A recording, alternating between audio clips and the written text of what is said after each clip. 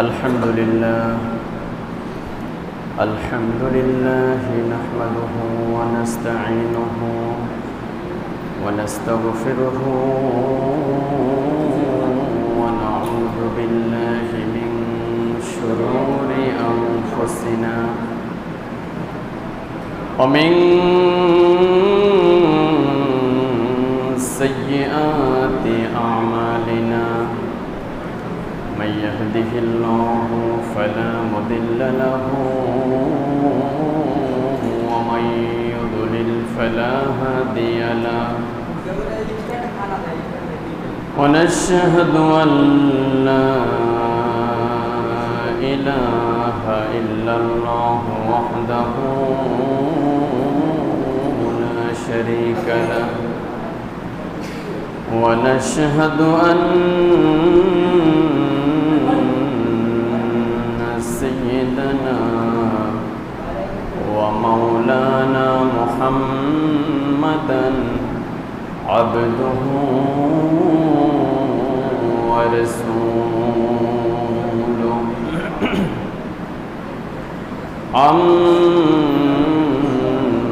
بعد أعوذ بالله من الشيطان الرجيم بسم الله الرحمن الرحيم إن الله وملائكته يصلون على النبي يا أيها الذين آمنوا صلوا عليه وسلموا تسليما اللهم صل على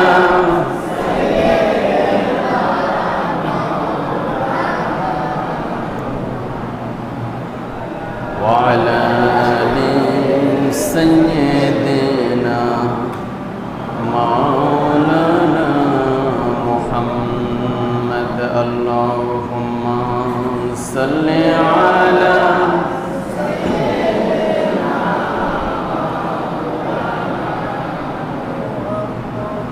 وعلى آل سيدنا مولانا محمد بلغ العلا بكماله كشف الدجى بجماله حسنت جميع خصاله صلوا عليه وآله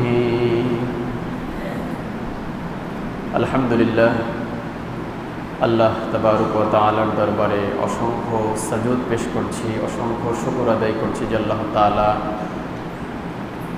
আজকের এই সুন্দর সন্ধ্যায় সারাদিন বৃষ্টি, এখন আকাশ পরিষ্কার, আবহাওয়া সুন্দর, আল্লাহ তাআলা এরকম একটি সুন্দর পরিবেশে বিশ্বনবী সাল্লাল্লাহু আলাইহি ওয়াসাল্লামের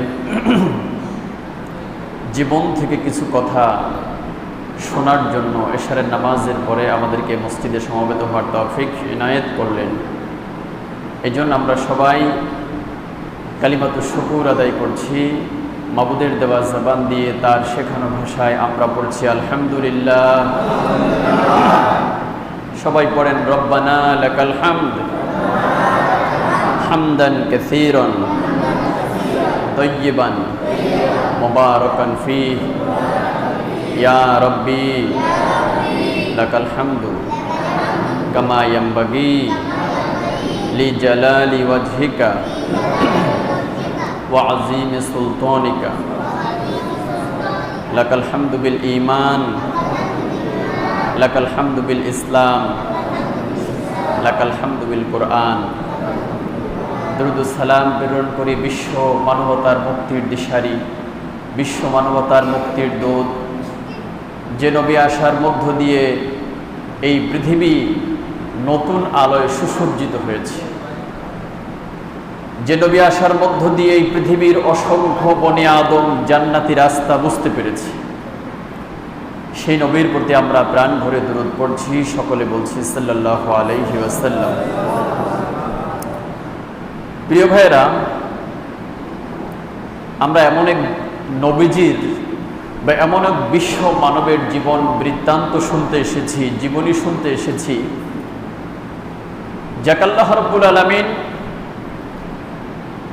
আম্বিয়া আলাইহিমুস সালামদের মধ্যে সবার পরে পৃথিবীতে নিয়ে এসেছেন।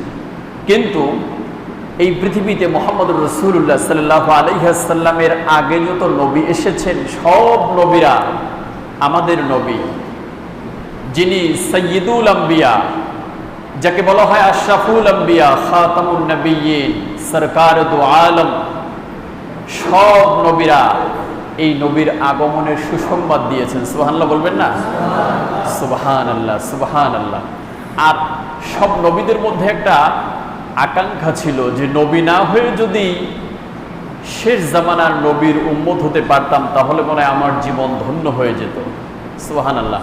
তো আমরা সেই নবীর বিনা দরখাস্তে, বিনা আবেদনে উম্মত হতে পেরেছি। এই জন্য আমরা খুশি না বেজার বলেন তো? সবাই খুশি তো?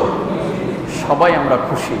তার কারণ হলো এমন একজন নবীর উম্মত আমরা হতে পেরেছি যে নবীকে আল্লাহ তাআলা কিয়ামতের দিন সুপারিশের ক্ষমতা দান করবেন। সুবহানাল্লাহ বলেন। সুবহানাল্লাহি বিহামদিহি। যে নবীর বৃত্তান্ত আমরা শুনতে এসেছি, সেই নবীর জন্য মুসলিম মিল্লাতের, মুসলিম জাতির পিতা কে বলেন তো? মুসলিম জাতির পিতা হযরত ইব্রাহিম আলাইহিস সালাম 3000 বছর আগে তিনি প্রার্থনা করেছেন, দোয়া করেছেন। এজন্যই নবী আরবি সাল্লাল্লাহু আলাইহি ওয়াসাল্লাম তিনি বলেন, আনা দাওয়াতু আবি ইব্রাহিম। তিনি উম্মতদেরকে শুনিয়ে গিয়েছেন, উম্মতরা শোনো, আমি আমার পিতা ইব্রাহিম আলাইহিস সালামের দোয়ার ফসল। 3000 বছর আগে আমার পিতা ইব্রাহিম আলাইহিস সালাম তিনি আমার জন্য দোয়া করেছেন। কি দোয়াটা করলেন আল্লাহ রাব্বুল আলামিন মহাগ্রন্থ আল কোরআনে কোট করে দিয়েছেন। আল্লাহ রাব্বুল আলামিন কোরআনে কারীমের মধ্যে বলেছেন, রব্বানা ওয়াবআথ ফীহিম রাসূলাম মিনহুম ইয়াতলু আলাইহিম আয়াতিকা ওয়া ইউআল্লিমুহুমুল কিতাবা ওয়াল হিকমাহ। আল্লাহ রাব্বুল আলামিন বলেন, হযরত ইব্রাহিম আলাইহিস সালাম দুই হাত তুলে আল্লাহ রাব্বুল আলামিনের কাছে প্রার্থনা করেছেন, ওগো আল্লাহ, এই মক্কা নগরীতে এমন একজন নবী তুমি পাঠাবা, যে নবী তোমার মহাগ্রন্থ আল কোরআন, তোমার কিতাব পড়ে মানুষকে শোনাবে, মানুষকে হিকমত শিক্ষা দিবে, আর মানুষের কাছে তোমার বাণীগুলি বলে বলে শোনাবে, এমন একজন নবী তুমি এই মক্কা মুকাররমায় পাঠিয়ে দিও। সুবহানাল্লাহ বলবেন না? 3000 বছর আগে দোয়া করেছেন কে বলেন তো? ইব্রাহিম আলাইহিস সালাম। ইব্রাহিম সালাম কে? আমাদের কি হন তিনি? জাতির পিতা, আমাদের পিতা, আমাদের আব্বাজান। তিনি দোয়া করেছেন, হে আল্লাহ, এই মক্কা নগরীতে একজন নবীর আগমন ঘটাবা, যে নবী তোমার কিতাব পড়ে মানুষকে শোনাবে, যে নবী হিকমত শিক্ষা দিবে মানুষকে, যে নবী মানুষকে হেদায়েতের দিকে ডাকবে। সেই নবী কে বলেন তো? মুহাম্মদুর রাসূলুল্লাহ সাল্লাল্লাহু আলাইহি ওয়াসাল্লাম। যখন নবীজি সাল্লাল্লাহু আলাইহি ওয়াসাল্লাম আরবে আসলেন, আল্লাহ তাআলা পাঠালেন, সেই যুগটাকে ইতিহাস বেত্তারা বিবরণ দিয়েছেন, সেই যুগটাকে বলা হয় আইয়ামে জাহিলিয়া। আইয়ামে জাহিলিয়া মানে কি বলেন তো? অন্ধকারের যুগ। যে যুগে মানুষের মধ্যে শিক্ষা ছিল না, মানুষ ভদ্রতা বুঝতো না, নম্রতা বুঝতো না, বড়কে সম্মান করতে হয়, ছোটকে স্নেহ করতে হয়, এই জ্ঞান মানুষের মধ্যে ছিল না। মানুষের পেশা ছিল দস্যু বৃত্তি করা, মানে রাস্তাঘাটে ডাকাতি করা। কোনো বণিক দল ব্যবসায়িক পণ্য নিয়ে এক শহর থেকে আরেক শহরে যাচ্ছে, যদি তারা শুনতে পেত যে এই রাস্তা দিয়ে আসতেছে, আগেই সেই রাস্তায় উঠ পেতে বসে থাকতো, এই ব্যবসায়িক পণ্য বা মানুষজন সব ধরে নিয়ে মানুষগুলিকে গোলাম বানিয়ে বাজারে বিক্রি করত, আর সম্পদ নিয়ে নিজেরা ভক্ষণ করত। নাউযুবিল্লাহ। এরকম একটি সময় আল্লাহ রাব্বুল আলামিন বিশ্ব নবী মুহাম্মদুর রাসূলুল্লাহ সাল্লাল্লাহু আলাইহি ওয়াসাল্লামকে পাঠালেন, যে যুগ সম্পর্কে ইতিহাসবিদরা বলেছেন নো রিটার্ন পয়েন্ট, যেখান থেকে পৃথিবী আর একটি সভ্য দুনিয়াতে ফিরে যাওয়া সম্ভব নয়। এরকম একটি যুগ ছিল। ইতিহাসবিদরা বলেছেন যে পৃথিবী এই জায়গা থেকে একটি সভ্য দুনিয়াতে ফিরে যাওয়া অসম্ভব, নো রিটার্ন পয়েন্ট। ইতিহাস উল্লেখ করেছে যে পৃথিবী এমন নিকৃষ্ট অবস্থানে পৌঁছেছে, মানুষের আচার ব্যবহার, লেনদেন, দিয়ানতদারি, আমানতদারি এরকম নিম্ন পর্যায়ে পৌঁছে গিয়েছে।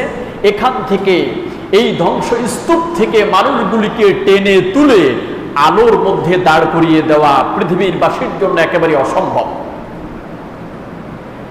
আমার ভাই, আল্লাহ রাব্বুল আলামিন সেই যুগে, সেই অন্ধকারের মধ্যে, যে যুগে কোনো আলো ছিল না, মানুষের মধ্যে কোনো জ্ঞান ছিল না, মানুষের মধ্যে কোনো ধর্মীয় বিবেচনা ছিল না, সেই যুগে মুহাম্মদুর রাসূলুল্লাহ সাল্লাল্লাহু আলাইহি ওয়াসাল্লামকে পাঠিয়ে দিলেন, আর সেই মানুষের মধ্যে তিনি কোরআনের আলো জ্বেলে দিলেন। আল্লাহ রাব্বুল আলামিন এবার সেই যুগের মানুষ সম্পর্কে মহাগ্রন্থ আল কোরআনে সেই যুগের মানুষ সম্পর্কে বলে দিলেন, রাদিয়াল্লাহু আনহুম ওয়া রাদু আন। আল্লাহ রাব্বুল আলামিন বলেন, এই যুগের মানুষগুলোর প্রতি আমি সন্তুষ্ট হয়ে গিয়েছি, আর তারাও আমার প্রতি সন্তুষ্ট হয়ে গিয়েছে। তার মানে হলো সেই নবীর সহচর্য যারা গ্রহণ করেছে, নবীর দিন যারা মেনেছে, নবীর সাথে যারা উঠা বসা করেছে, আল্লাহ রাব্বুল আলামিন ওই মানুষগুলির জন্য জান্নাত ঘোষণা দিয়ে দিয়েছে। সুবহানাল্লাহি ওয়া বিহামদিহি। আল্লাহ রাসূল সাল্লাল্লাহু আলাইহি ওয়াসাল্লাম বলেছেন, খায়রুল কুরুনি কারনি, যে পৃথিবীতে সর্বশ্রেষ্ঠ যুগ হলো আমার যুগ। কার যুগ বলেন? মুহাম্মদুর রাসূলুল্লাহ সাল্লাল্লাহু আলাইহি ওয়াসাল্লামের যুগ হলো সর্বশ্রেষ্ঠ যুগ। তার চেয়ে যুগ এই পৃথিবীর শুরু থেকে আর কিয়ামত পর্যন্ত যত মানুষ আসবে, কেউ এরকম শান্তির, সমৃদ্ধির, এরকম সুন্দর যুগ আর খুঁজে পাবে না। আমার ভাইয়েরা, আল্লাহ রাব্বুল আলামিন এই পৃথিবীতে যত নবী পাঠিয়েছেন, সব নবীদেরকে পাঠিয়েছেন অঞ্চল ভিত্তিক পাঠিয়েছেন। কোন নবীকে আন্তর্জাতিক নবী করে পাঠান নাই, সকলকে এক একটা অঞ্চল ভাগ করে দিয়েছেন। যেমন আল্লাহ রাব্বুল আলামিন হযরত নূহ আলাইহিস সালাম সম্পর্কে বলছেন, ওয়ালাকাদ আরসালনা নূহান ইলা কওমিহি। আল্লাহ তাআলা বলছেন, আমি নূহ আলাইহিস সালামকে তার জাতির কাছে পাঠিয়েছি, অন্য কারোর জন্য নয়। তার যে সম্প্রদায়, তার যে জাতি, এই সার্কেলের মধ্যে নূহ তার দাওয়াতকে প্রচার করবে, আর এই অঞ্চলের মানুষগুলি হযরত নূহ দাওয়াতকে কি করবেন? গ্রহণ করবেন, এছাড়া অন্য কেউ না। আমার ভাইয়েরা, এরপর আল্লাহ রাব্বুল আলামিন হযরতে সালেহ আলাইহিস সালাম সম্পর্কে বলছেন, ওয়া ইলা সামুদ আখাহুম সালিহা। আল্লাহ রাব্বুল আলামিন সামুদ জাতির কাছে হযরত সালেহ আলাইহিস সালামকে পাঠিয়েছেন। তার মানে হযরত সালেহ আলাইহিস সালাম, তার উপরে যে দায়িত্ব এবং রেসপন্সিবিলিটি আল্লাহ রাব্বুল আলামিন দিয়েছেন, সেই দাওয়াতটা তিনি সামুদ জাতির কাছে প্রচার করবেন, অন্য কারোর কাছে এই দাওয়াত গ্রহণযোগ্য হবে না, ঠিক কি না? এরপর আল্লাহ রাব্বুল আলামিন হযরত শুআয়ব আলাইহিস সালাম সম্পর্কে বলছেন, ওয়া ইলা মাদিয়ানা আখাহুম শুআয়বা। আমি হযরত শুআয়ব আলাইহিস সালামকে তার জাতি, তার সম্প্রদায় মাদায়েনবাসীর কাছে আমি পাঠিয়েছি। আর হযরত শুআয়ব আলাইহিস সালামের দিন, ধর্ম কেবলমাত্র তারাই মানবে, অন্য কারোর জন্য ওয়াজিব নয়। আমার ভাইয়ের, এরপর আল্লাহ রাব্বুল আলামিন বললেন, ওয়া ইলা আদিন আখাহুম হুদা। আল্লাহ রাব্বুল আলামিন বলেন, আমি আদ জাতির কাছে হুদ আলাইহিস সালামকে পাঠিয়েছি। তার মানে হলো, এই পৃথিবীর যত নবী আল্লাহ পাঠিয়েছেন, সব নবীদেরকে অঞ্চল ভিত্তিক পাঠিয়েছেন। কোন নবীকে আল্লাহ রাব্বুল আলামিন আন্তর্জাতিক নবী করে পাঠান নাই, ঠিক কিনা? মানে এট এ টাইম তিনি পৃথিবীতে আছেন আর সমগ্র পৃথিবীর মানুষ ওই নবীর দিন মানবে। মুহাম্মদুর রাসূলুল্লাহ সাল্লাল্লাহু আলাইহি ওয়াসাল্লাম ব্যতীত আর একজন নবী এরকম ছিলেন। এবার দেখুন আমাদের নবী সম্পর্কে আল্লাহ রাব্বুল আলামিন কি বলেন। আল্লাহ রাব্বুল আলামিন বলেন, মা আরসালনাকা ইল্লা রাহমাতাল লিল আলামিন। আল্লাহ রাব্বুল আলামিন তার নবীকে ডাক দিয়ে বলেন, যিনি আমাদের নবী মুহাম্মদুর রাসূলুল্লাহ আশরাফুল আম্বিয়া সাইয়্যিদুল মালায়েকা, যিনি, তাকে আল্লাহ রাব্বুল আলামিন ডাক দিয়ে বলেন, ও নবী, আপনাকে শুধু আমি সৌদি আরবের জন্য নয়, আপনাকে শুধু বাংলাদেশের জন্য নয়, পাকিস্তান ইন্ডিয়ার জন্য নয়, বরং এই পৃথিবীতে আমার আকাশের নিচে জমিনের উপরে যত অঞ্চল আছে, যত দেশ আছে, যত ভূখণ্ড আছে, সব ভূখণ্ডের জন্য আপনাকে আমি আন্তর্জাতিক নবী করে পাঠিয়েছি। সুবহানাল্লাহি ওয়া বিহামদিহি, সুবহানাল্লাহি ওয়া বিহামদিহি, রাহমাতুল লিল আলামিন। আল্লাহ রাব্বুল আলামিন মহাগ্রন্থ আল কোরআনে কয়েক জায়গায় আলামিন শব্দ ব্যবহার করেছেন। কি ব্যবহার করেছেন বলেন তো সবাই? আলামিন ব্যবহার করেছেন। আলামিন শব্দটা হলো আলম শব্দের বহুবচন। আলম মানে হলো জগৎ, পৃথিবী, একটি জগৎ। আর আলামিন মানে হলো বহুমাত্রিক জগৎ। জগৎ একটা না, আল্লাহ তাআলা এখানে বলছেন যে জগৎ অনেকগুলি। আকাশের মধ্যে আছে এক জগৎ, মাটির নিচে আছে আমাদের এটি জগৎ, গ্রহের জগৎ, মহাশূন্য। আল্লাহ তাআলা বলছেন যে আপনাকে আমি জগৎ সমূহের জন্য পাঠিয়েছি, আলাম ব্যবহার করেছি। এবার দেখুন আল্লাহ রাব্বুল আলামিন কোন কোন ক্ষেত্রে আলামিন ব্যবহার করেছেন। আল্লাহ রাব্বুল আলামিন মহাগ্রন্থ আল কোরআনে বলেন, আলহামদুলিল্লাহি রাব্বিল আলামিন। আল্লাহ রাব্বুল আলামিন প্রথমেই নিজের ক্ষেত্রে আলামিন ব্যবহার করেছেন। প্রশংসা সেই রবের জন্য যিনি তামাম পৃথিবীর পালনেওয়ালা রব। অর্থাৎ যদি সপ্ত জমিনের নিচে যদি একটি পিপীলিকা নিঃশব্দে নীরবে হেঁটে যায়, অথবা সপ্ত জমিনের নিচে যদি একটি পিপীলিকা পেটের ব্যথার কারণে উহ করে ওঠে, সেই উহ শব্দটা পৃথিবীর কোনো মানুষের শোনার কথা নয়, কোনো ডাক্তারের শোনার কথা নয়, কোনো ইঞ্জিনিয়ারের শোনার কথা নয়, পৃথিবীর কোনো প্রকৌশলীর সেই কথা শোনার কথা নয়। আমার আল্লাহ রাব্বুল আলামিন ওই পিপীলিকার ক্ষীণ আওয়াজটুকুনো তিনি শুনতে পান। সুবহানাল্লাহ। এজন্য তিনি নিজের ক্ষেত্রে বলেছেন রব্বিল আলামিন, অর্থাৎ জগৎ সমূহের, বহুমাত্রিক জগতের তিনি রব। এবার দ্বিতীয় যে জায়গা আল্লাহ রাব্বুল আলামিন আলামিন শব্দ ব্যবহার করলেন, আল্লাহ রাব্বুল আলামিন বলেন, ইন হুয়া ইল্লা যিকরুল লিল আলামিন। আল্লাহ রাব্বুল আলামিন মহাগ্রন্থ আল কোরআনের ক্ষেত্রে আলামিন শব্দ ব্যবহার করেছে। আমার ভাইরা, যে কোরআন আল্লাহ রাব্বুল আলামিন যে কিতাব দিলেন হযরত মুসা আলাইহিস সালামের উপরে, যে কিতাব দিলেন হযরত দাউদ আলাইহিস সালামের উপরে, এরপরে যে কিতাব দিলেন ঈসা আলাইহিস সালামের উপরে, ওই কিতাবগুলি জগৎ সমূহের জন্য পাঠান নাই, অঞ্চল ভিত্তিক পাঠিয়েছেন। কিন্তু মহাগ্রন্থ আল কোরআন যেটা দিয়েছেন, ওই কোরআন এট এ টাইম সমগ্র পৃথিবীর সব মানব মণ্ডলীর জন্য হেদায়েতের গ্রন্থ করে পাঠিয়েছে। সুবহানাল্লাহ। এজন্য আল্লাহ রাব্বুল আলামিন মহাগ্রন্থ আল কোরআনের ক্ষেত্রে বলেন আলামিন, অর্থাৎ জগৎ সমূহের জন্য এই কোরআনকে হেদায়েতের বাণী করে পাঠিয়েছি। যারা এই কোরআন মেনে চলবে তাদের জন্য আল্লাহ রাব্বুল আলামিনের হেদায়েত নির্ধারিত হয়ে যাবে। সুবহানাল্লাহি ওয়া বিহামদিহি। আমার ভাইরা, এরপরে আল্লাহ রাব্বুল আলামিন ৩ নাম্বার জায়গা আলামিন ব্যবহার করেছেন। আল্লাহ তাআলা বলছেন, ইন্না আউওয়ালা বাইতিন উদিআ লিন-নাসি লাল্লাযী বিবাক্কাতা মুবারাকাও ওয়া হুদাল লিল আলামিন। আল্লাহ রাব্বুল আলামিন এরপরে বলেন, প্রথম যে ঘর আমি নির্মাণ করেছি, বলেন তো প্রথম ঘর কোনটা? বলতে পারবেন? মাশাআল্লাহ, মাশাআল্লাহ, আলহামদুলিল্লাহ। প্রথম যে ঘর আল্লাহ তাআলা নির্মাণ করেছেন সেই ঘরটির নাম হলো বাইতুল্লাহ, কাবা।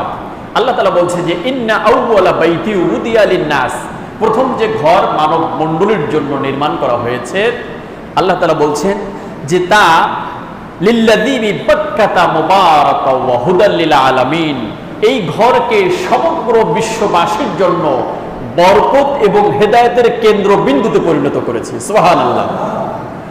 আমার ভাইয়েরা, এটি এমন ঘর হজের মৌসুমে শুধুমাত্র বাংলাদেশ থেকে যায় না, পাকিস্তান থেকে যায় না, শুধুমাত্র আমেরিকা থেকেই আসে না, বরং সমগ্র পৃথিবী থেকে যাদের আল্লাহ রাব্বুল আলামিন ধন দিয়েছেন, পয়সা করে দিয়েছেন, যারা ধনী, এরকম সব জায়গা থেকে হজের মৌসুমে ওই ঘরের কাছে সবাই সমবেত হয়, ঠিক কিনা? এজন্য আল্লাহ তাআলা বলেছেন যে এই যে ঘর, কালো একটি পাথরের ঘর, এই পাথরের ঘর কিন্তু শুধুমাত্র একটি ঘর নয়, এটি হেদায়েতের মান মন্দির। এখানে যে আসবে আল্লাহ তাআলা তাকে হেদায়েত দান করে দিবেন। সুবহানাল্লাহি ওয়া বিহামদিহি।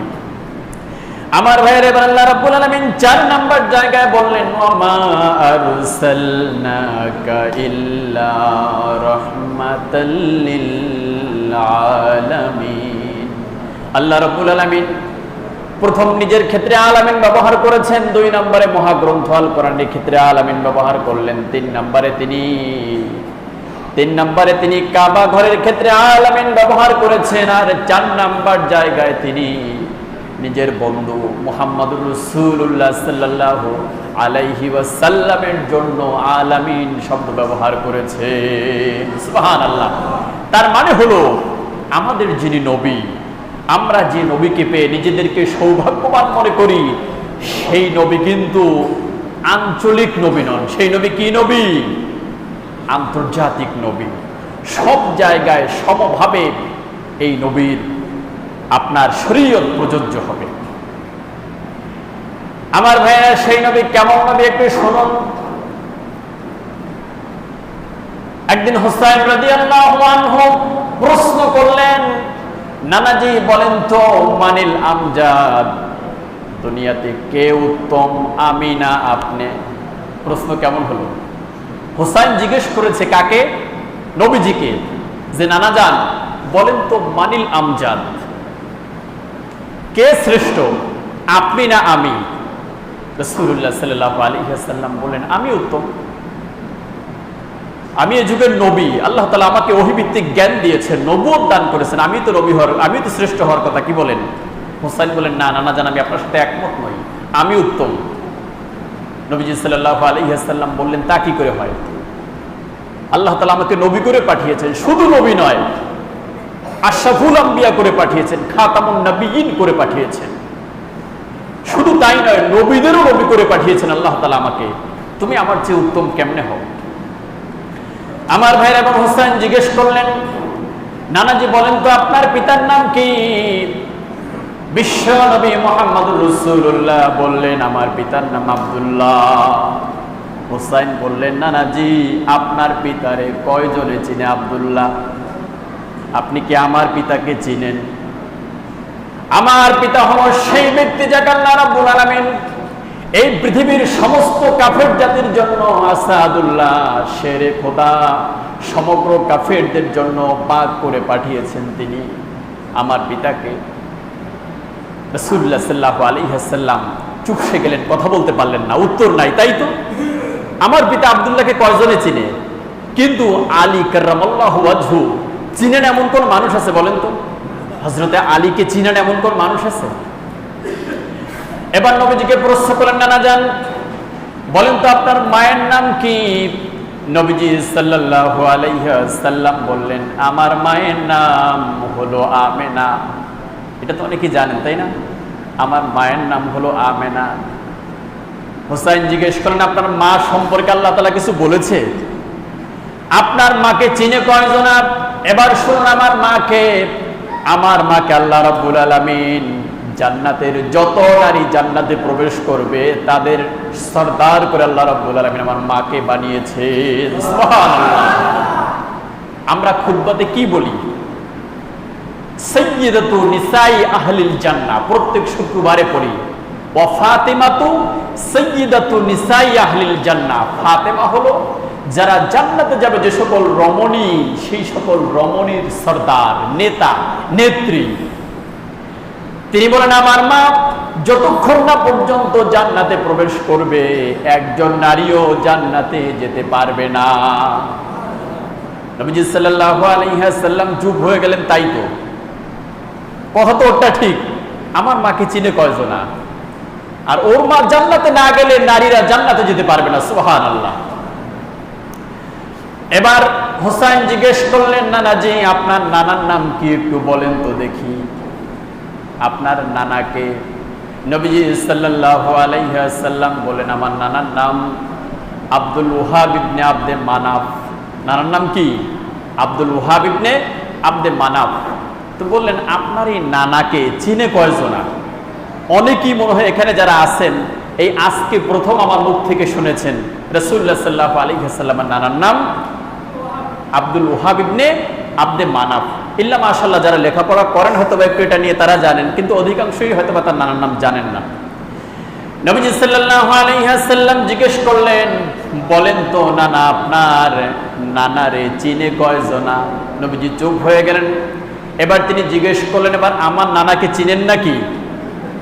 আমার নানা হলেন তিনি যাকে আল্লাহ রাব্বুল আলামিন আশরাফুল আম্বিয়া করে পাঠিয়েছেন, যাকে আল্লাহ রাব্বুল আলামিন কিয়ামতের দিন কঠিন মুসিবতের ময়দানে লক্ষাধিক নবী এবং রাসূলদের মধ্যে যাকে সুপারিশের ক্ষমতা দান করবেন, যাকে আল্লাহ রাব্বুল আলামিন সাহিবুল মেরাজ করে পাঠিয়েছেন, যাকে আল্লাহ রাব্বুল আলামিন সাইয়্যিদুল আম্বিয়া করে পাঠিয়েছেন, যাকে আল্লাহ রাব্বুল আলামিন খাতামুন নবিয়্যিন করে পাঠিয়েছেন, তিনি হলেন আমার নানা মুহাম্মাদুর রাসূলুল্লাহ সাল্লাল্লাহু আলাইহি ওয়াসাল্লাম। আমার ভাইরা, নবীজি চোখ থেকে দরদর করে পানি নেমে এলো হুসাইনকে কোলের মধ্যে। তিনি আলিঙ্গন করে ধরলেন আর বললেন, নানা ভাই তোমার কাছে আমি আজ হেরে গেলাম আর তুমি জিতে গেলা। সুবহানাল্লাহ, সুবহানাল্লাহি বিহামদিহি। তিনি হলেন আমাদের নবী, বিশ্ব নবী মুহাম্মদুর রাসূলুল্লাহ সাল্লাল্লাহু আলাইহি ওয়াসাল্লাম।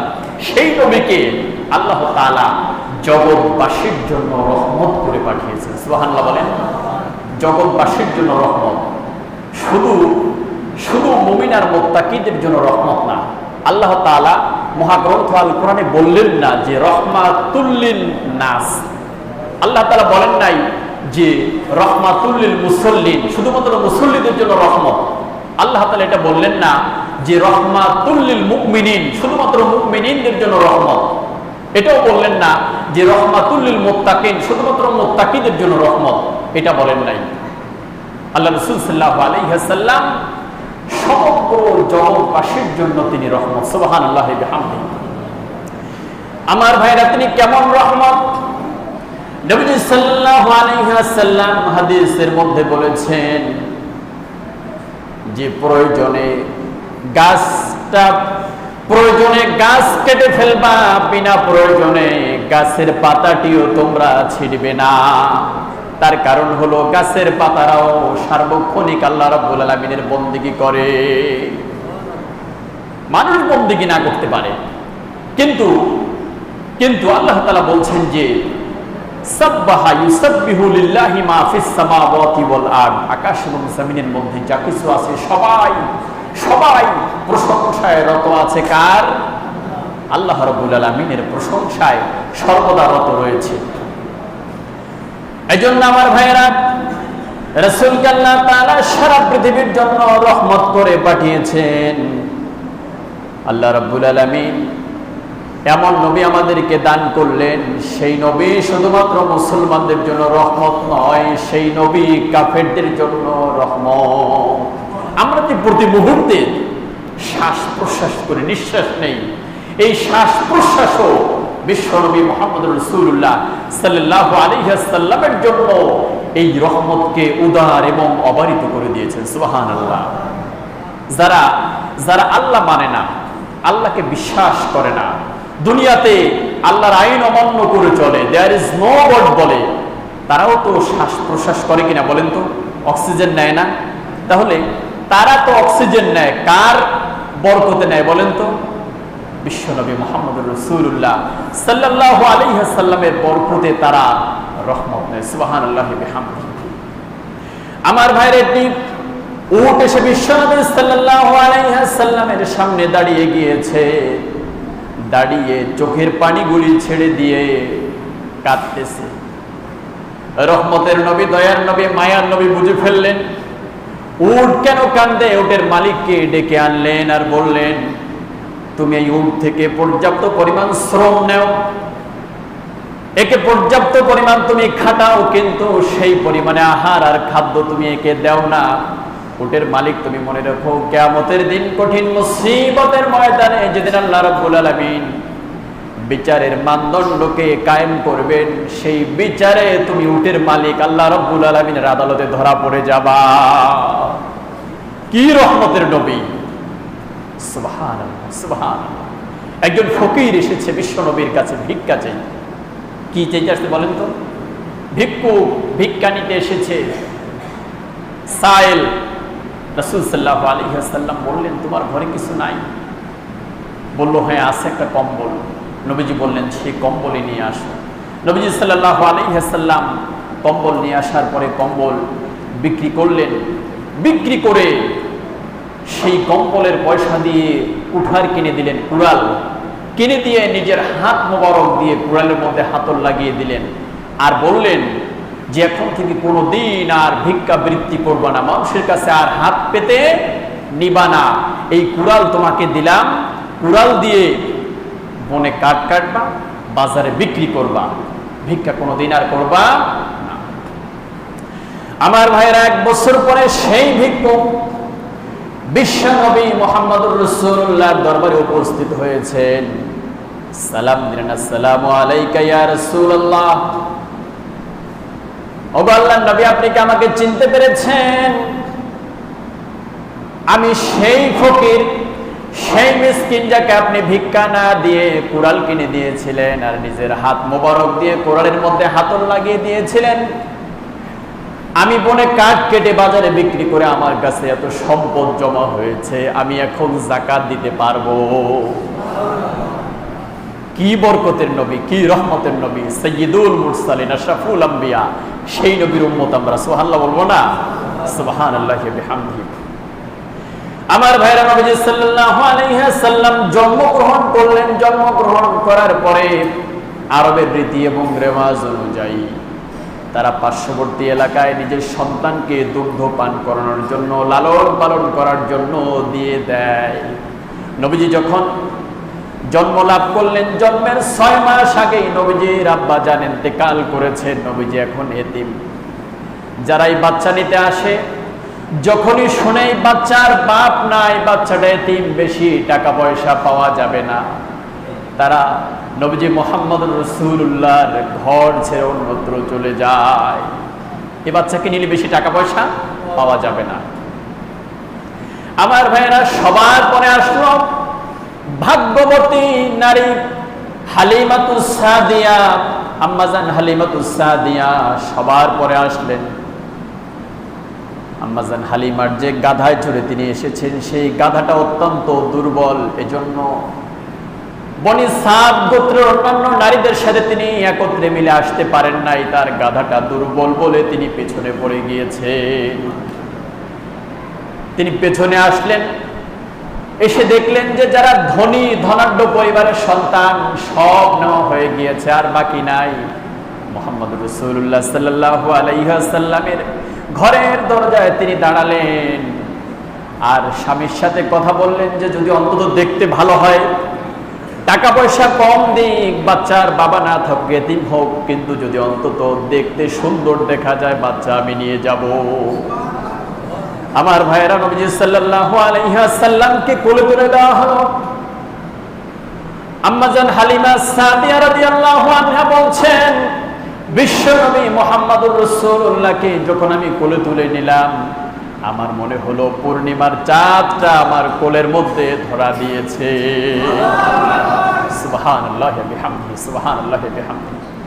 আমার ভাইয়া, শুধু তাই নয়, যে হালিমাতুস সাদিয়া রাদিয়াল্লাহু আনহা সবার পরে এসেছিলেন মক্কা মুকাররমায় বাচ্চা নিয়ে যাওয়ার জন্য, মুহাম্মদুর রাসূলুল্লাহকে যখন গাধার পিঠে সওয়ার করলেন, আরোহণ করালেন, সেই গাধার গতি এত বেড়ে গেল, তার মধ্যে এমন শক্তি সঞ্চার হলো, যে সকল গাধা তার আগে এসেছিল এবার হালিমাতুস সাদিয়া সবার পেছনে রওনা দিয়ে সবার আগে তিনি বাড়িতে পৌঁছে গিয়েছে।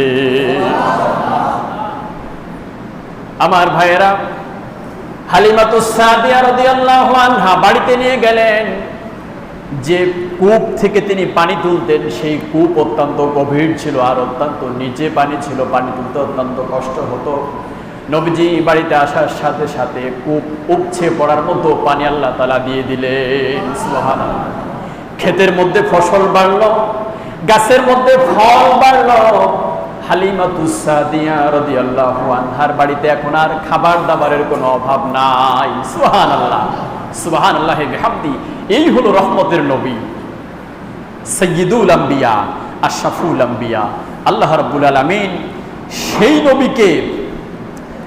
নবীকে আমাদের জন্য রাসূলুল্লাহ সাল্লাল্লাহু আলাইহি ওয়াসাল্লাম দান করেছেন। আমার ভাইয়েরা, নবীজি কেমন রহমত তার অন্তরের মধ্যে, কেমন দয়া, কেমন ব্যবহার। আবু হুরায়রা রাদিয়াল্লাহু আনহু নবীজি সাল্লাল্লাহু আলাইহি ওয়াসাল্লামের দরবারে এসে তিনি চোখে পানি ছেড়ে দিয়ে কাঁদতেছেন। বিশ্ব নবী জিজ্ঞেস করলেন, আবু হুরায়রা কাঁদো কেন তুমি? আবু হুরায়রা বললেন, নবীজি আমার মা আমাকে মেরেছে। নবীজি জিজ্ঞেস করেন, আবু হুরায়রা কোনো বেয়াদবি করেছো? মায়ের সাথে কি কোনো গোস্তাকি করেছো কিনা বলো আমাকে। আবু হুরায়রা বললেন, নবীজি গত রাতে আমি আপনার দরবার ছেড়ে যেতে আমার রাত হয়ে গিয়েছে। মা আমাকে প্রশ্ন করেছে, আবু হুরায়রা তুমি কোথায় ছিলা? আমি বলেছি, মা আমি যে কদম চুমতে পারলে দুনিয়া ধন্য, যে ব্যক্তির চেহারা দেখলে গুনাহ মাফ হয়ে যায়, এমন এক দরবারে আমি ছিলাম, বিশ্ব নবীর দরবারে আমি ছিলাম। তার দরবার থেকে ফিরতে আমার রাত হয়ে গিয়েছে। নবীজি আপনার নাম শুনতেই আমার মা মুশরিকা, আপনার নাম শুনতেই আমার মায়ের গায়ের মধ্যে জ্বালা উঠে গেল। তিনি তার গায়ে যত শক্তি ছিল সমস্ত শক্তি দিয়ে আমাকে প্রহার করেছে আর বলেছে, আবু হুরায়রা তুমি আমার ঘর ছাড়বা, না হয় বিশ্ব নবীর দরবার তুমি ছাড়বা। নবীজি আমি আমার মাকে বলেছি, মা তুমি বড় মানুষ, তোমার গায়ে যত শক্তি আছে সমস্ত শক্তিকে একত্রিত করে তুমি যদি আমাকে প্রহার করো, আর তোমার ঘর যদি ছেড়ে দিতে বলো, তোমার ঘর সহ সারা দুনিয়া আমি ছেড়ে দিতে পারি, কিন্তু ওই বিশ্ব নবীর দরবার আমি ছাড়তে পারবো না। সুবহানাল্লাহ, সুবহানাল্লাহ। কি নবী, কি নবী। যায়েদ বিন হারিসা রাদিয়াল্লাহু আনহু রাসূলের পালক পুত্র বলা হয়। যায়েদ হারিয়ে গিয়েছে, যে কোনো ভাবে নবীজি সাল্লাল্লাহু আলাইহি ওয়াসাল্লামের দরবারে উপঢৌকন হিসেবে এসেছে। আগে তো দাস প্রথা ছিল, গোলাম বেচা কেনা হতো। তো নবীজি সাল্লাল্লাহু আলাইহি ওয়াসাল্লামের দরবারে এসেছে। আসার পরে অন্যদিকে যায়েদের মা, যায়েদ বিন হারিসার মা তার একমাত্র সন্তানকে হারিয়ে একেবারে মৃতপ্রায় অবস্থা, সন্তানের খোঁজ করছে বিভিন্ন জায়গায়। তিনি একজন কবি ছিলেন, তিনি তার কবিতার মাধ্যমে তার সন্তানকে খুঁজতে বিভিন্ন লাইন তিনি লিখেছেন আর বিভিন্ন জায়গায় ছড়িয়ে দিয়েছেন যেন তার সন্তানকে পাওয়া যায়, কিন্তু সন্তান আর পাওয়া যায় না। মায়ের চোখের পানি যেন শেষ হয়ে এসেছে সন্তানের খোঁজে। আমার ভাইয়েরা, সেই সময় হজের মৌসুম। হযরত যায়েদ বিন হারিসার এলাকা থেকে কিছু লোক মক্কা মুকাররমা এলেন হজ ব্রত পালন করার জন্য। হজ করতে এসে মক্কা মুকাররমায় তারা তাওয়াফ করে। তাওয়াফ করতে করতে কোন এক সময় যায়েদ বিন হারিসার সাথে তাদের সাক্ষাৎ হয়ে যায়। তারা বাড়িতে গিয়ে যায়েদ বিন হারিসার মাকে বলল, আমরা তোমাদের যায়েদকে অমুক জায়গায় দেখে এসেছি। এবার যায়েদের পিতা যিনি হারেস, তিনি তার ভাইকে নিয়ে মক্কা মুকাররমার দিকে রওনা করেছেন। বহু কষ্ট করে, খেয়ে না খেয়ে অনেক পথ তারা অতিক্রম করে সফর করে মক্কা মুকাররমে এসে উপস্থিত হয়ে বিশ্ব নবীর দরবারে এসে উপস্থিত হয়েছে। বিশ্ব নবীর দরবারে এসে বলছে, আমরা শুনেছি নাকি আমাদের যায়েদ হারিয়ে গিয়েছে। আপনারা মক্কার মুতাওয়াল্লি দেখাশোনা করেন, অত্যন্ত রহমদিল ব্যক্তি। যদি আমাদের যায়েদকে ফিরিয়ে দিতেন আমরা অত্যন্ত খুশি হতাম, আর উপঢৌকন হিসেবে যা চান আমরা তাই আপনাকে দিব। সুবহানাল্লাহ। উটের পৃষ্ঠে করে উপঢৌকন নিয়ে এসেছে, কারণ সে যদি কোথাও গোলাম থাকে তাকে নিতে হলে কি লাগবে? পয়সা লাগবে, টাকা লাগবে। মালিক যত টাকা বলে তত টাকা দিয়ে নিতে হবে, কম দিলে কি হবে না, ছাড়বে না। তো তারা উপঢৌকন পয়সা করে নিয়ে এসেছে। তারা নবীজির দরবারে এসে বলছে যে আমাদের যায়েদ আপনার কাছে আছে, যা টাকা লাগে আপনি নেন, তারপরেও কি করতে হবে? আমাদের যায়েদকে ফিরিয়ে দিতে হবে। নবীজি সাল্লাল্লাহু আলাইহি ওয়াসাল্লাম বলছেন, তোমাদেরকে এর চেয়ে উত্তম একটি প্রস্তাব আমি দেই। এর চেয়ে কি দিব? উত্তম একটি প্রস্তাব তোমাদেরকে দেই। আমার কাছে যে যায়েদ এসেছে, সেই যায়েদ যদি তোমাদের সাথে যেতে চায়, তোমাদের এক পয়সাও লাগবে না, যায়েদকে নিয়ে চলে যাবা। সুবহানাল্লাহ বলবেন না? আর যদি যায়েদ আমার কাছে থেকে যেতে চায় তাহলে আমার আর কোনো আপত্তি নাই। সুবহানাল্লাহ বলবেন না? আমার ভাইরা, যায়েদ বিন হারিসাকে ডাকা হলো। যায়েদ বিন হারিসাকে ডেকে নবীজি জিজ্ঞেস করলেন, যায়েদ তুমি কি এদেরকে চিনো কিনা দেখো। যায়েদ বলল, একজন আমার পিতা আর একজন আমার চাচা। নবীজি বললেন, যায়েদ তুমি কি এদের সাথে যাবা? যায়েদ বলল, না আমি এদের সাথে যাব না, যতদিন পর্যন্ত আল্লাহ রাব্বুল আলামিন আমাকে বাঁচিয়ে রাখে আমি আপনার সহচর্যে কাটিয়ে দিতে চাই। সুবহানাল্লাহ। যায়েদের পিতা বলে, যায়েদ তোমার ধ্বংস হোক, তোমার উপরে লানত। তুমি স্বাধীন জীবন পাওয়ার পরেও তুমি এই ব্যক্তির দরবারে গোলাম হয়ে থাকবা? এটা তো আমরাও বলবো, তাই না ভাই? আমার সন্তান, কলিজার টুকরা সন্তান, এত খোঁজ খবর করার পরে যাকে পেয়েছি, সাথে পয়সা করি সব নিয়ে এসেছি, ছাড়িয়ে নিয়ে যাব। সেই যায়েদের যখন সন্ধান পেলাম তখন বলল যে আমি তোমাদের সাথে যাব না, আমি এখানেই থাকব। বিস্ময়কর ব্যাপার না? আমার ভাইরা, যায়েদ যখন বলল যে আমি এই ব্যক্তির সাথেই থাকবো, যতদিন আল্লাহ তাআলা আমাকে হায়াত দান করেন এই ব্যক্তির খিদমতে আমি কাটিয়ে দিব। সুবহানাল্লাহ। নবীজি সাল্লাল্লাহু আলাইহি ওয়াসাল্লাম যায়েদের হাত ধরলেন, হাত ধরে যায়েদকে কাবা চত্বরে নিয়ে গেলেন। কাবা চত্বরে নিয়ে গিয়ে নবীজি ঘোষণা দিলেন, আজ থেকে যায়েদ আমার গোলাম নয়, যায়েদ আমার পালিত পুত্র। সুবহানাল্লাহি বিহামদিহি। সন্তানের মর্যাদা দান করে যায়েদকে নিজের বাড়িতে থাকার আশ্রয় দিয়েছেন। সুবহানাল্লাহ। এবার যায়েদের পিতার চাচা অত্যন্ত খুশি যে এখন তো আর যায়েদ গোলাম না, এখন এই ব্যক্তির সন্তান হিসেবে এখানে থেকে যাবে। আমার ভাইয়েরা, নবীজি সাল্লাল্লাহু আলাইহি ওয়াসাল্লাম যে রহমত, এটা অনেকক্ষণ বলা যাবে। নবীজির চরিত্র মাধুর্য দেখে অনেক মানুষ আছে শুধুমাত্র চরিত্র দেখেই দাওয়াত দেন না, ইসলামের দাওয়াত দিতে হয় নাই, শুধুমাত্র চরিত্র দেখেই তারা ইসলাম ধর্ম গ্রহণ করে ফেলেছে। সুবহানাল্লাহ। আমার ভাইয়েরা, এই জন্য সেই নবীজির প্রতি আমাদের বিশ্বাস, আমাদের শ্রদ্ধা, আমাদের ভালোবাসা আমাদের জীবনের চেয়েও বেশি থাকতে হবে, নচেত আমরা ঈমানদার হতে পারবো। আমার ভাইয়েরা, সেই নবীজির চরিত্রটা কেমন আল্লাহ তাআলা মহাগ্রন্থ আল কোরআনে বর্ণনা করেছেন। আমরা সেই নবীজির চরিত্র সম্পর্কে একটু জানব। আল্লাহ রাব্বুল আলামিন মহাগ্রন্থ আল কোরআনে বলেন, নবীজিকে ডাক দিয়ে বলেন, ইন্নাকা লাআলা খুলুকিন আযীম।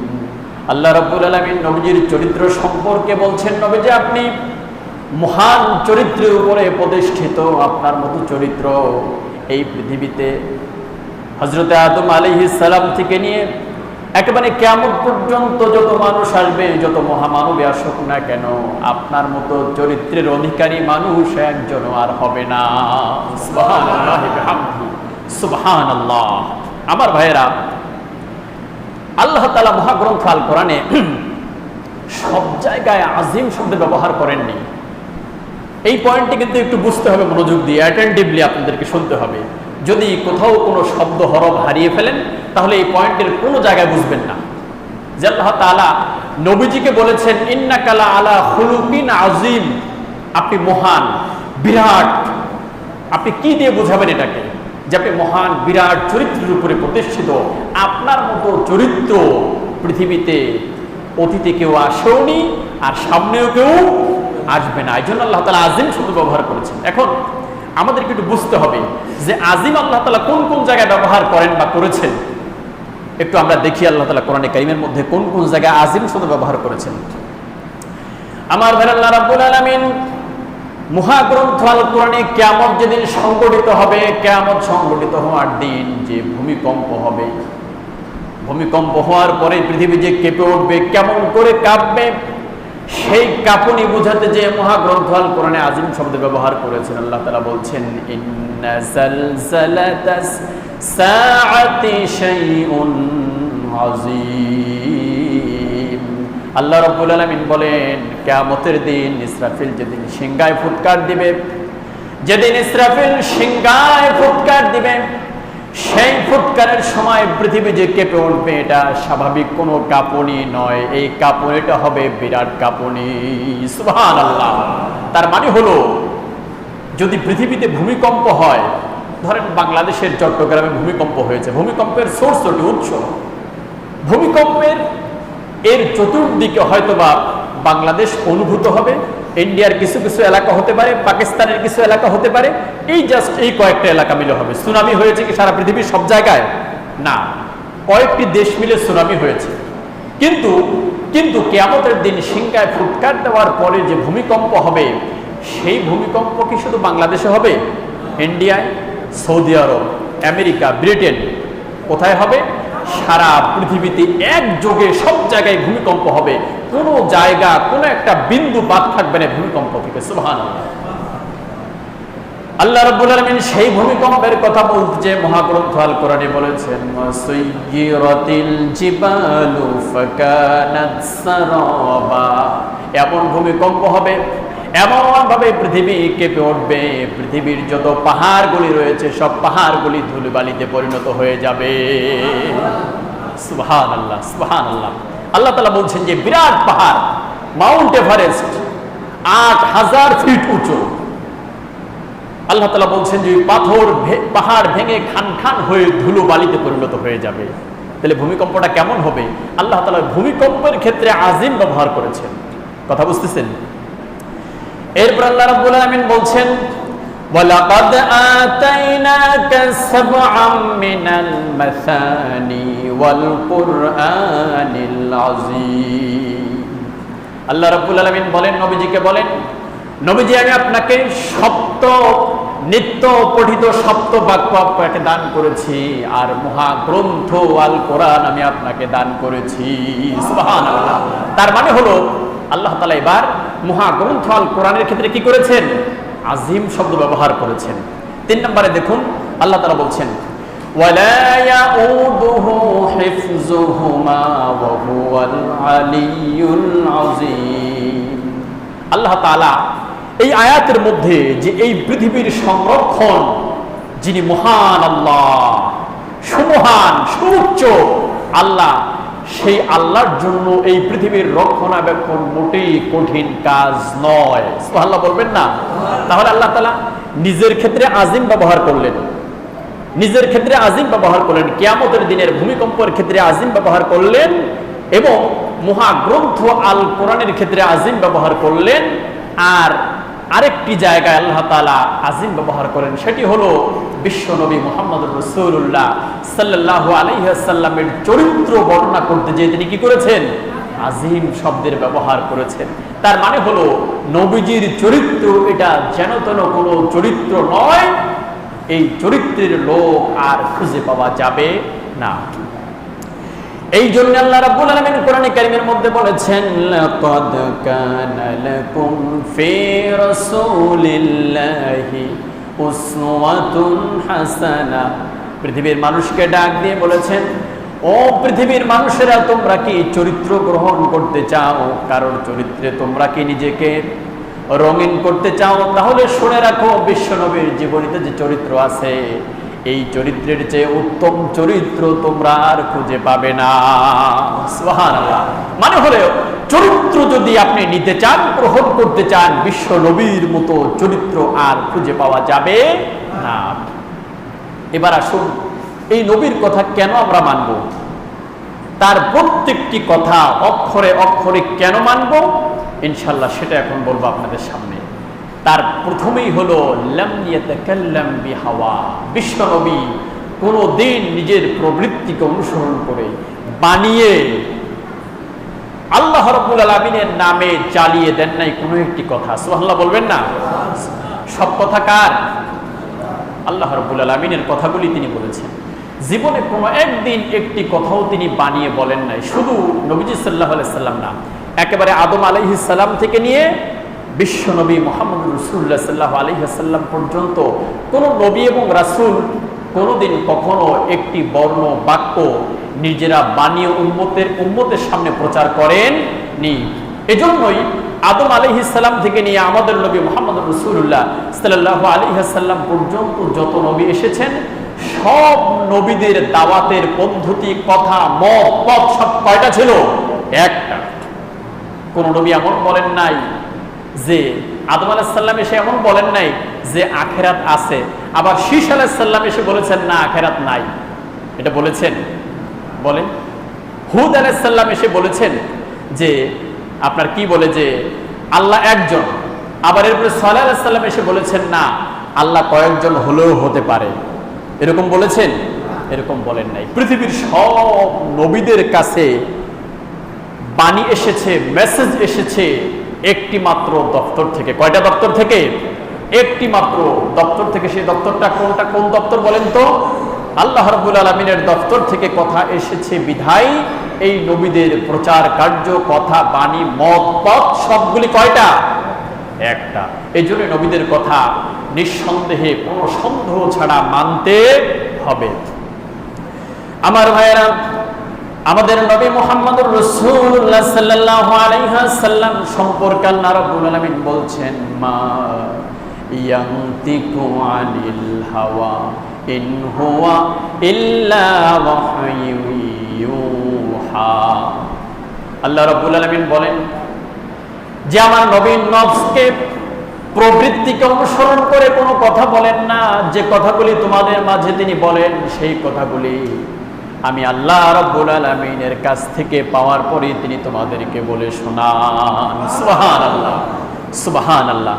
এরপর আল্লাহ রাব্বুল আলামিন বলছেন, ওয়ালাউ তাকাওয়ালা আলাইনা বাদাল আকাবিল লাআখাযনা মিনহু বিল ইয়ামিন সুম্মা লাকাতানা মিনহুল ওয়াতিন। আল্লাহ রাব্বুল আলামিন আরো গ্যারান্টি দিচ্ছেন, আমার নবী যদি কোনো একটি কথা নফসকে, প্রবৃত্তিকে অনুসরণ করে কোনো একটি কথা বলতো, তাহলে আমি আমার নবীর ডান হাতকে চেপে ধরতাম আর আমার নবীর কণ্ঠ নালিকা আমি আল্লাহ কেটে ফেলে দিতাম। সুবহানাল্লাহ। আল্লাহ তাআলা বলছেন যে আমার নবী যদি কোন একটি কথা নিজে বানিয়ে নফসকে, প্রবৃত্তিকে অনুসরণ করে বলতো, আমি আমার নবীর ডান হাতকে চেপে ধরতাম আর আমার নবীর কণ্ঠনালীকে আমি আল্লাহ কেটে ফেলে দিতাম। সুবহানাল্লাহ, সুবহানাল্লাহ। আমার নবীজি কোনো একটি কথা বানিয়ে বলেন নাই। একবার ইহুদিরা নবীজি সাল্লাল্লাহু আলাইহি ওয়াসাল্লামের কাছে এসে বলল, আপনি যদি সত্যি আল্লাহ নবী হন, বুঝবেন ভালো করে, আপনি যদি সত্যি আল্লাহ নবী হন তাহলে আমাদের তিনটা প্রশ্ন আছে। কয়টা প্রশ্ন? তিনটা প্রশ্ন আছে। তিনটা প্রশ্নের উত্তর যদি দিতে পারেন তাহলে আমরা বুঝবো আপনি সত্য নবী, আপনি আল্লাহর পক্ষ থেকে পয়গাম পেয়েছেন। তিনটা প্রশ্ন কি বলো দেখি। তো তারা প্রথম যে প্রশ্ন বললেন যে রূহ কি জিনিস, এটা আমাদেরকে বলতে হবে। 2 নাম্বার প্রশ্ন হলো আসহাবে কাহাফ কারা, তাদের সম্পর্কে বলতে হবে। 3 নাম্বার প্রশ্ন হলো যুলকারনাইন কে, তার সম্পর্কে সঠিক উত্তর আমাদেরকে দিতে হবে। তাহলেই বুঝবো আপনি সত্য নবী। এখন আমরা হলে কি করতাম, না পারলেও একটা বলে দিতাম, তাই না ভাই? যে মুসল্লি প্রশ্ন করেছে, যদি না বলতে পারি ইমাম সাহেবের প্রেস্টিজ পাংচার, বলে যে ইমাম সাহেব কিছু জানেই না। বিষয়টা এরকম কিনা? নবীজি বললেন যে আমি তোমাদেরকে আগামীকালের উত্তর দিব। ঘুরিয়ে পেঁচিয়ে বলেন নাই, আগামীকাল উত্তর দিব। তো তারা আগামীকাল আবার আসলো। নবীজি সাল্লাল্লাহু আলাইহি ওয়াসাল্লাম আবার বলেন, আজও উত্তর নাই নবীজির কাছে, অর্থাৎ ওহী আসেনি। বলেন যে আগামীকাল দিব। পরের দিন আবার আসার পরে নবীজি আবার বললেন, তোমাদেরকে আগামীকাল উত্তর দিব। আমার ভাইরা এইভাবে বলতে বলতে 15 দিন অতিবাহিত হয়ে গিয়েছে। 1 নয় 2 নয়, 15 দিন অতিবাহিত হয়ে গিয়েছে, কিন্তু কোনো ওহী আসে না। নবীজি সাল্লাল্লাহু আলাইহি ওয়াসাল্লাম বললেন, নবুয়ত আল্লাহ রাব্বুল আলামিন আমাকে যেই দিন থেকে নবুয়ত দান করেছেন, সেই দিন থেকে কোনো দিন এত পেরেশানির মধ্যে আমি নবী ছিলাম না। কারণ ইহুদিরা আমাকে প্রশ্ন করেছে, প্রশ্নের জবাব না দিতে পারলে আমি তো মিথ্যা নবী হয়ে গেলাম। আমি যে সত্য নবী বিশ্বাস করবে? করবে না। আমার ভাইরা 15 দিন পরে ওহী আসলো। নবীজি সাল্লাল্লাহু আলাইহি ওয়াসাল্লামের কাছে ওহী আসলো, আর আল্লাহ রাব্বুল আলামিন বলে দিলেন, নবী আপনি যখন এরপরে ভবিষ্যতে যখন কোনো কথা বলবেন, ভবিষ্যতের যখন কোনো কমিটমেন্ট গ্রহণ করবেন কারোর কাছ থেকে, তখন অবশ্যই ওই কথার সাথে ইনশাআল্লাহ বলতে হবে। সুবহানাল্লাহ বলেন। তার মানে ভবিষ্যতের কাজ। আপনাকে কেউ বলেছে আগামীকাল অমুক জায়গা তুমি আমার সাথে দেখা করবা, আপনি বলেন ঠিক আছে দেখা করব। কথা কি হলো ভাই? কি বলতে হবে বলেন তো? ইনশাআল্লাহ আগামীকাল আমি দেখা করব। তার মানে কি, আল্লাহ যদি তৌফিক দেন, তৌফিক না দিলে দেখা করা যাবে ভাই? দেখা করা যাবে না। আমার রাসূল সাল্লাল্লাহু আলাইহি ওয়াসাল্লাম যতবার ইহুদিদেরকে তিনি কমিটমেন্ট দিয়েছেন, ওয়াদা করেছেন, কোনোবার তিনি কি বলেন নাই? ইনশাআল্লাহ বলেন নাই। ইনশাআল্লাহ না বলার কারণে আল্লাহ রাব্বুল আলামিনের কাছ থেকে ওহীও আসেনি। 15 দিন পরে ওহী এসেছে।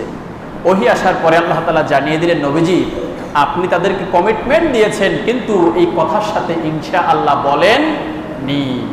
এখন থেকে যখনই কাউকে কোনো কমিটমেন্ট দিবেন ভবিষ্যতে, তখনই সাথে সাথে কি বলবেন? ইনশাআল্লাহ। শিখবো তো আমরা সবাই, বলবো তো ইনশাআল্লাহ? আমরা বলার চেষ্টা করব। আমার ভাইরা এবার ইহুদিদেরকে ডেকে বললেন, তোমাদের প্রশ্নের জবাব নিয়ে যাও। তারা প্রথম প্রশ্ন করেছিল, ইয়াসআলুনাকা আনির রূহ, রূহ কি জিনিস তা জানার জন্য প্রশ্ন করেছেন। নবীজি বলেন, কুলির রূহু মিন আমরি রাব্বি, রূহ হলো আল্লাহ রাব্বুল আলামিনের একটি প্রত্যাদেশ, যেটা মানুষের মধ্যে থাকে।